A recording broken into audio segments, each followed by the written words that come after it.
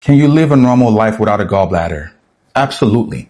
Your liver keeps making the bile like it's always been doing. Just flows straight into the intestines instead of being stored first in the gallbladder. Think of it like switching from a storage tank to a straight pipeline. Same flow, just no storage this time. Now you might notice looser stools or feel a little off after greasy or fatty meals at first, but most people adjust within weeks or even months. But the reality for some other people is that they remain sensitive to fatty foods long term, since bile is now trickling from the liver instead of being released in large amount from the gallbladder like it used to be. That can cause bloating, nausea, or discomfort after big heavy meals for a long time or for the rest of their lives. But here's the trade-off.